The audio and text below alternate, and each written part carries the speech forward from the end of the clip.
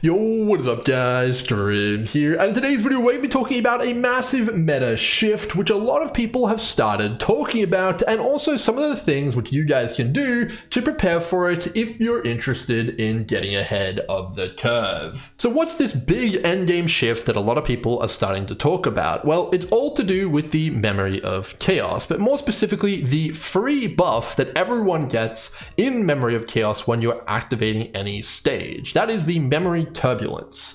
The Memory Turbulence is a special buff which is intended to boost up the characters which are being sold by miHoYo for this Memory of Chaos. This time around, it's a buff which states that at the beginning of each cycle, randomly causes an ally following the path of the Hunt, aka Sele, or Path of Erudition, aka Jinyuan, to take an action immediately, and increases their damage dealt by 50% for one turn.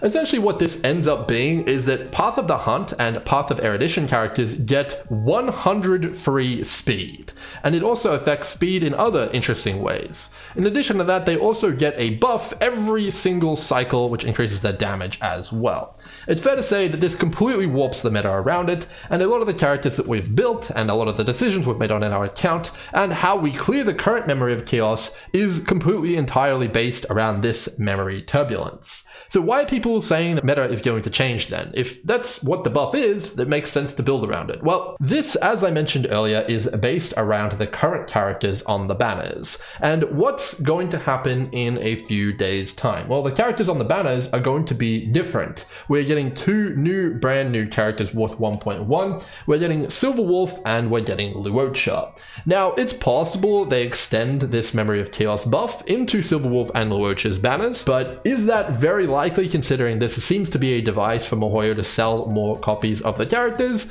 I don't think so. I think we're going to get a new Memory Turbulence, not based on Hunt or Erudition, and maybe not even damage focused. And what would that do to all of the teams which we've been playing with and having a lot of success with? Well, that's the purpose of this video. We're going to break down exactly how this Memory Turbulence affects team building, and then also how it's going to hurt team building, but what we can also do to mitigate that and help with future team building when the Memory Turbulence inevitably changes, whether that's in 1.1 or the future. With that disclaimer out of the way, you can prepare as you see fit. Whether or not the change happens in 1.1 or the future, you guys are going to be set and prepared. Let's get into the video.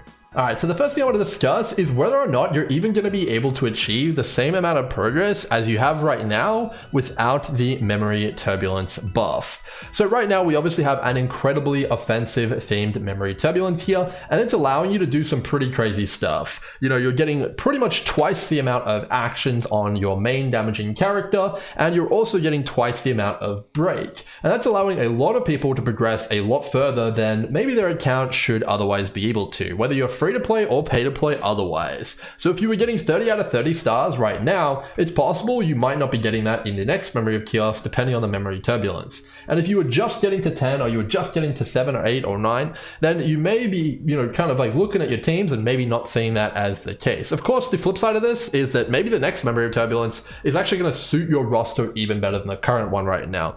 But from what I can see right now, a lot of people are building very specific teams around the Memory Turbulence, and I think a lot of things are about to change. Let's get into that specifically. Alright, the first thing I want to talk about with this Memory Turbulence is how it affects speed, specifically on Hunt and Erudition characters. And all you need to know is it makes speed pretty bad in this Memory of Chaos for those characters. And why that's important is because Hunt and Erudition characters are widely seen as the best DPSs. And if people aren't building speed on them, then that's a pretty big deal, because let's say that speed becomes a whole lot better in the future, your characters could be built all a little bit inefficiently. Now let me explain how this works. So if you had 100 speed right now, you'd be getting one action every single cycle. But with the Memory of Chaos buff, you're getting 2 actions per cycle, which means you're essentially getting double actions. Now, a character like my Yangqing here, which has 142 speed, let's call it 150, he'd be getting 1.5 actions every single cycle, right now if the Memory of Chaos buff didn't exist. But because it does, it's actually a little bit funny. He's essentially only getting 2 actions even though he still has all that speed. Why is that? Well, it's because the Memory of Chaos buff fast forwards him even though he has half an action there, it gets wasted. And pretty much all you need to know is that unless you've got exactly 100 speed or exactly 200 speed or 201 or 101, all the speed over or under that is essentially wasted unless you're looking to use a planar ornament set with 120 speed or you're looking to hit the min-max threshold of 134 speed. Those are the only exceptions. So if I didn't care about the min-max threshold or my planar ornament set, I'd be wasting 42 speed here, which means a lot of my stats on my gear are kind of worthless in this Memory of Chaos on my damaging character here, Yang Qing. Now, that is not what the future holds for us though. Speed is an incredibly powerful stat, and we can see that by just looking at the Memory of Chaos as it is right now. Getting all that free speed is allowing some pretty crazy team comps. But without that, we're obviously going to see a pretty big shift in what is possible, and to recover the power that we lost from the Memory of Chaos buff, you could, in theory, build speed to get back the team compositions that you're inevitably going to be losing. So right now, TLDR, speed equals pretty bad on DPS, but in the future, speed is likely going to be pretty damn good because it'll allow you to use the teams that you're using right now, even in the future. Alright, so I want to show you guys the 2 teams which I use in Memory of Chaos predominantly, and I want to show you how they basically completely fall apart and don't really function without the Memory Turbulence, which is what prompted me to make this video. Alright, so this first team here is a Yang Qing team, pretty much focused completely around him. And what the Memory Turbulence actually grants this team is the ability to actually even function. So this team doesn't really have access to any damage outside of Yang Qing, and it also doesn't really have any access to break outside of Yang Qing either. Japad brings no break, Natasha brings no break, and neither does Ting Yun really. All the break comes from Yang Qing. In addition to that, all the damage comes from Yang Qing. Now, what happens when Yang Qing loses the Memory Turbulence? Well, I'm pretty much going to lose a massive part of my damage, and I'm also going to lose a massive part of my break. Now, the problem with this is that it's actually a lot more damage than I think a lot of people consider. And the reason for that is because you can do some pretty crazy and abusive stuff using the Memory Turbulence. So when you actually get advanced forward, you're actually able to stack a bunch of buffs on your carry to kind of take advantage of like that specific moment. So you get 50% increased damage from the Memory Turbulence when you get advanced forward. You can then, for example, line up having the ultimate available in that window. You can also then buff your guy in that window, and you can save up pretty much all of your burst to be in that buffed window. So it might even be more than double damage that you're getting right now from the Memory Turbulence. Now, in addition to that, you're also gaining access to a ton of break. Right now, there's a bunch of fights in the game which require you to break enemies in a very timely fashion, namely stuff like fire golems, you know, the goats with the bows, and all sorts of stuff like that. It is seriously scary, and I covered that a little bit in my previous video about the new break meta, which I think is how things are going to have to go in the future for what it's worth. But we're also losing a ton of break, and that really hurts my Yang Qing build as well, because I'm just going to be taking way more damage, which is not ideal. But in addition to that, we also have another problem, and that is that I've pretty much completely tuned this entire team's skill point management around Yang Qing getting way more extra actions that he probably should be getting in a standard fight. So what do I mean by that? Well, I have stacked so much speed on my Natasha, Japad, and Ting Yun. You can see that my Ting Yun has a ton of speed, almost 160, and that's because you need that amount of speed in order to grant characters like Yang Qing enough skill points to be able to spam their skill while also being affected by the Memory Turbulence. And that's pretty much going to go completely out the window. So we're going to lose a ton of damage, I'm going to lose a lot of break personally, and I'm also going to have way too many skill points for my team. So I'm going to have to figure out what on earth I'm going to do with those skill points moving forward. Now, I'm not going to talk about the actual things which I would change for this team until the end, but it's fair to say I'm going to have to make some pretty massive changes. Otherwise, I'm going to end up overcapped on skill points, dealing way less damage, and not able to break anything. All right, so where does that leave us? What are the things which we can take away from this discussion? Well, it's fair to say that we're probably going to have a new turbulence. We have no idea what it is, but it's probably going to be themed around abundance as well as nihility. If I had to guess, it's going to be themed around ripping buffs off of enemies, despelling allies, and stacking debuffs on enemies, because that is the overall theme of the 2 new characters, and they're going to want to sell them over the next 6-week or 9-week or whatever period that they're going to be running for.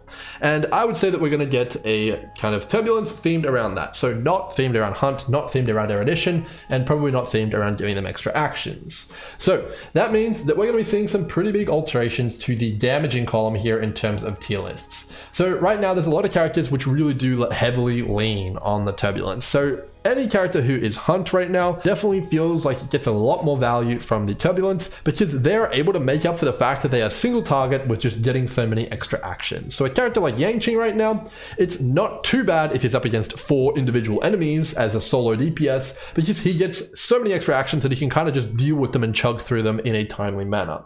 Now if you take away half his actions and you don't build any speed to compensate, he might be in a bit of trouble. You know, your 4 cycle clear on those 4 enemies now probably becomes an 8 cycle clear on those 4 enemies, which is definitely going to be pretty damn noticeable. Unless you have something to make up for that, or, you know, there's some sort of new Turbulence buff which kind of makes up for that, you're going to notice it on that team composition. So characters who are purely single target and do not have access to a large amount of speed, whether in their kit or you building it, are definitely going to be hit the hardest, in my opinion. So characters like Yangqing, Daneng, as well as Su Shang, definitely going to see their stocks lower, I think, a little bit moving forward.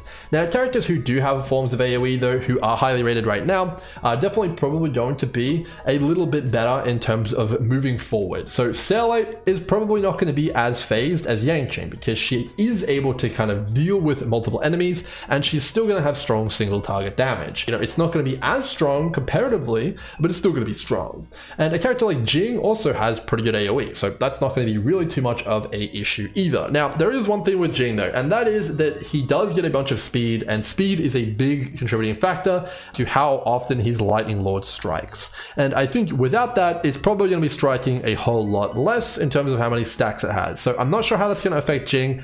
I think a lot of people are going to have to build a lot more speed on Jing to kind of get what they are used to. Whether or not that makes him bad or good or anything like that, I have no idea. But I don't think he's really going to fall out of the meta that much. I think he's probably going to be still pretty competitive. Now, what else does this mean? Well, it means comparatively, characters which are currently not seen as favorably, like characters like Hook, Clara, and Arlen, are definitely going to see a little bit of a resurgence, I think, in terms of how viable they could be. Now, Clara is already a character which a lot of people actually do use, and she's only going to get comparatively better because the best DPSs are going to get a little bit worse, and you know, the other characters are comparatively going to seem a little bit better. So characters like Hook, I imagine without this Turbulence would be a lot more highly rated than they are right now. And I think that that's probably going to be a big thing to consider. Now, in addition to that, we're obviously losing a ton of break. So what does that mean? If you need to break an enemy, it's basically a mandate. Well, you have to fulfill that checkbox. And without the speed, without the advancement, how do you solve that? Well, you're probably going to have to change up your teams. You're not going to be able to run a 1 break unit kind of composition as much anymore, which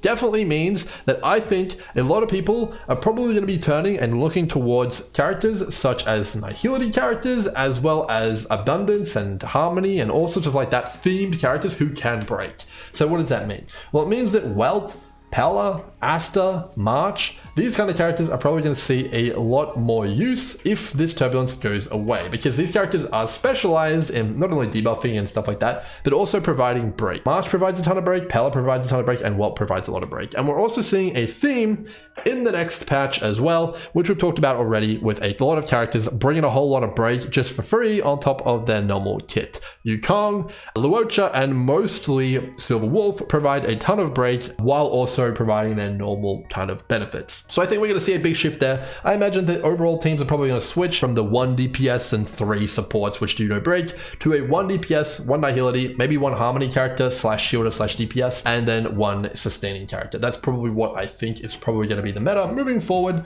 and that's what I would imagine I'm probably going to be trying out first and foremost. Now, of course, it remains to be seen exactly what the Turbulence is going to be, but overall, I think that preparing is just going to be making sure that you have access to some Nihility characters and making sure you have access to some speed gear, because if you want to try and run the same compositions you have now, you're going to need some speed to kind of make up for all the stuff you lost. And I think getting enough speed on those characters might be a reasonable solution, specifically for hunt characters who can hit those higher speed values. As always, hopefully you guys enjoyed the video, and if you did, make sure to subscribe to the channel. It's the #1 thing you guys can do to help me out. But until next time, hope you guys enjoyed. Cheers.